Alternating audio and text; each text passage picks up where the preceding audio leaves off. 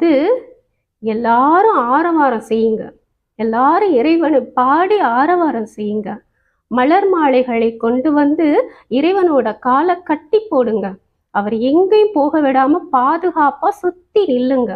அப்படியும் இறைவன் இதையெல்லாம் மீறி ஓடி போயிட்டா அவர் பின்னாடியே ஓடி போய் அவரை பிடிங்க அப்படின்னு ஆனந்த மிகுதியால சொல்றாரு மாணிக்கவாசகர். இத பிரேமை அப்படின்னு சொல்லுவாங்க.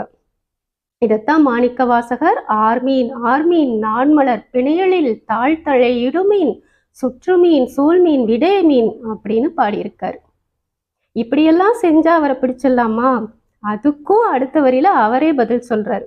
இப்படி அவரை மலர் மாலையால வச்சு காலை கட்டி போட்டு ஓடி போகாம பாதுகாப்பா சுத்தி நின்று ஒரு வழியா இறைவனை பிடிச்சிட்டோம் அப்படின்னு நினைச்சா உடனே அவர் மாயமா மறைஞ்சு போயிடுறாரு அப்படின்னு சொல்றாரு. இதைத்தான் பற்றுமின் என்றவர் பற்றுமுற்று ஒழித்தும் அப்படின்னு அவ்வளவு அழகா பாடியிருக்காரு. இதெல்லாம் பிரேமையில சொன்னது.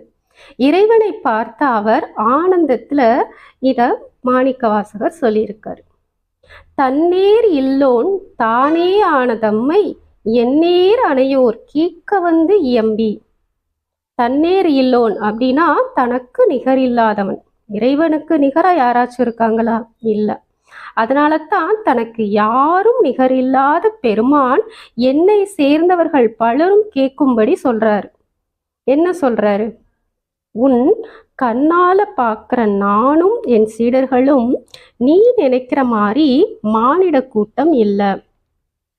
எல்லாருக்கும் ஒளித்து நின்றவன் நானே. இன்று நீ என்னை பார்க்கவும் கேட்கவும் தான் உன்கிட்ட வந்தோம் அப்படின்னு சொல்றாராம். இதைத்தான் மாணிக்கவாசகர் தானேயான தன்மை இயம்பி அப்படின்னு அவ்வளவு அழகா பாடியிருக்காரு.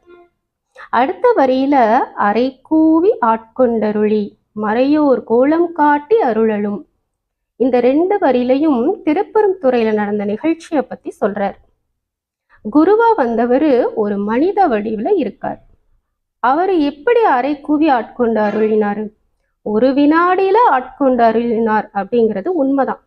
ஆனா எப்ப அரை கூவி அழைத்தாரு? மாணிக்கவாசகருக்கு முன்ன பின்ன அந்த குருவை தெரியாது, பார்த்தது கூட இல்லை. அதுவும் 8ஆம் நூற்றாண்டுல 2ஆம் வரகுண பாண்டியன் ஆட்சியில அங்கங்க இந்த மாதிரி அடியார் கூட்டங்கள் இருக்கிறது ரொம்ப சாதாரண விஷயம்தான். அப்படி இதுவும் ஒரு கூட்டம். அப்படி இருக்கும்போது இந்த கூட்டத்தை பார்த்தாலும் அவர் என்ன பண்ணியிருக்கணும்? இந்த கூட்டத்தை விட்டு ஒதுங்கி குதிரை வாங்க மாணிக்கவாசகர் தன்னோட பயணத்தை தொடர்ந்து இருக்கணும். ஆனா இந்த கூட்டத்தை பார்த்துட்டு அவர் அப்படி போகல. அவரோட